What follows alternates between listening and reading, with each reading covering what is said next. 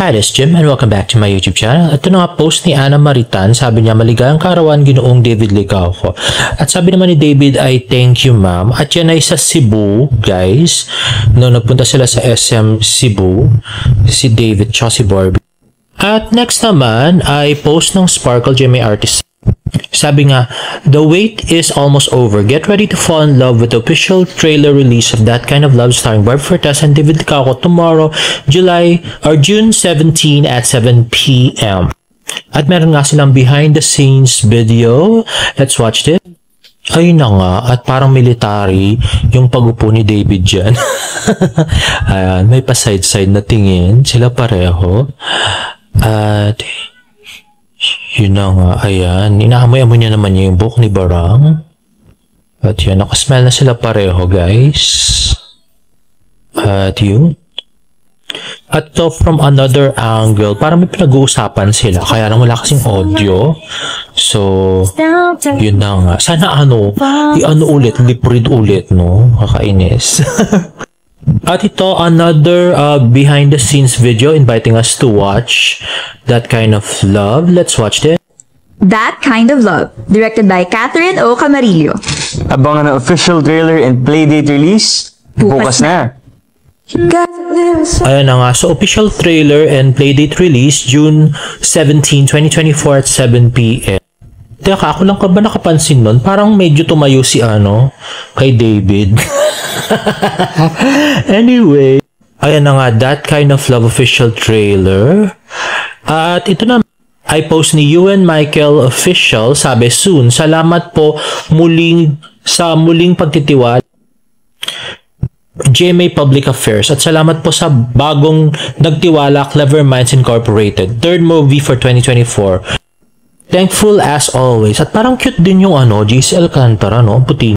At mukhang nag-script reading na sila. Alam ko, kung GMA Public Affairs yung gumawa nito, ibig sabihin yun yung gumawa ng Firefly, guys. So mukhang maganda. At next naman ay may shinare si Isabel Bulat. So sabi niya nga, thank you po. Appreciate you always. Daming tawa, ha? O nga no, ba't para napasobra yung dami ng hahaha ni David dun sa pagtatype, no? Burger lang naman ginawa nila yung Isabel.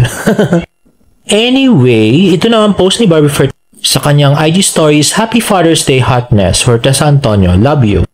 At meron ding Father's Day message ang anak ni Nathan Perolino, sabi, thank you for everything, love you. At sabi ni Nathan ay thank you anak, hindi ko na binasa lahat, no? Bakit pa? At next ay from David Troops Officials, anyone can be a father but it takes a special man to be a dad. Happy Father's Day, Tito Jack. Throwback for our first ever Troops get together in 2017 with Tito Jack as one of our special guests. We're one of the witnesses of how supported you are to David. At the post ni Tita Eden, for the past 54 years, you've been the best father. I admire you. I admire the way you protect, provided, and love us. You are uniquely you. Happy Father's Day. So, si Mr. Sian, lolo ni David. At ito naman yung 24 oras interview ni David kanina. Let's watch this. Back celebration naman for Pulang Araw star, David Licauco ang Father's Day right after his birthday. Good health, good career, siguro less anxiety, and more happiness. Ano naman ang gift ni David for his dad? Siguro mamaya bibili rin ako ng baka jacket o kaya bag. Siguro pang workout na bag. Yun na nga, pero wala pa kami nakita nag-post si David ng greeting for his father. Up to now, at 11:15 p.m. At ito naman post ni James Licauco sa kanyang Instagram story. So mukhang nanood sila ng band. I'm not sure kung sa UP town to, guys. Doon sa Kuya Korea ni David. But anyway, ito post ni ayun na nga, napakit na asa ni David na si Hersey.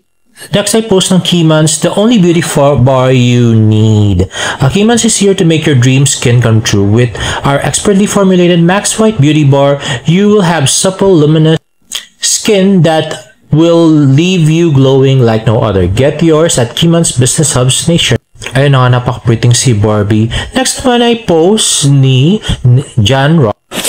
So, feeling nga namin ng friend ko ay nagpunta na si John Ross sa Hong Kong para mamili ng mga gagamitin ni Barbie for GMA Gala.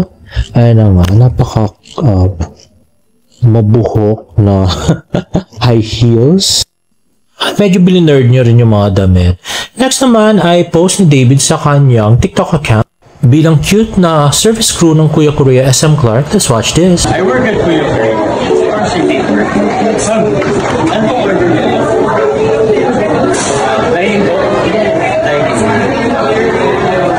I work at Kuya Korea. Of course, it's your food. Let's go. Sir. Ay, hindi pala dito. Akala ko sa kanya. Napapawi naman ang serve namin. Wow! Ito po yung ano. Kasi po mainit ha. Your hands po lang ha. Don't get ano ha. Pasok-pasok ha ma'am. Okay po ma'am. Thank you po. Enjoy your meal po. Thank you. I work at Kuya Korea. Of course, thank you. Ay, hindi pala.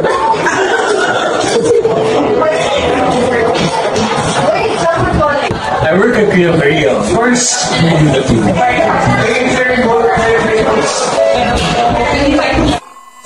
Mga sikat naman itong owner na ito.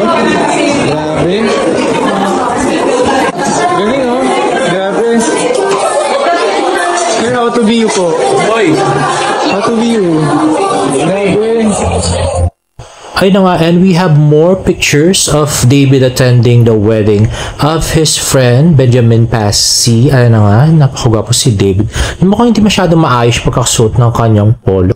At ito na nga, good time ng mga mayayaman. Ayun na nga, si Renz Chu, yung yayakap niya. At si David yon yung nakaputi. At yan na nga. So, mga elite halos lahat yung mga kaibigan ni David dyan. At yun si David ulit sa likod. At syempre, mahilig sila sa wine at beer. At ito naman ay post sa Facebook. So, pareho nga ng post si David tsaka si Barbie. Parang grade school post na nakatago yung mga kamay sa bulsa. Ba't pareho, no? Tataka rin ako. And lastly, nirepost ni Isabel Bulatao, sina David Licao at Barbie Pertesa malapit na mapanood sa upcoming series ng GMA na Pulang Araw. Makikita rin kaya natin sila sa GMA Gala 2024. Ay makikita yan, kaya lang... Ano yung meaning, Clay?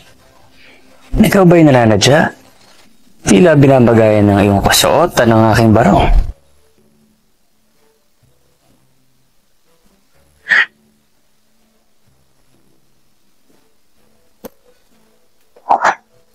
Meaning, Clay?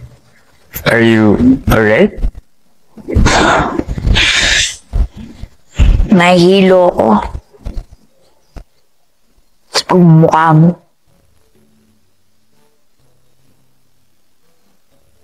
Bakit? Dahil ba may lihim ka ng pagtingin sa akin? Binibining, Clay, ang gusto ko lamang namang sabihin sa'yo ay tunay na kakaiba kang babae. Kaya't sa kauna-unahang pagkakataon ay napahanga mo ko. Hindi lamang sa iyong angking talino at lakas sa loob, kundi pati na rin sa sinasabi sa wikang Ingles na independence of mind and spirit.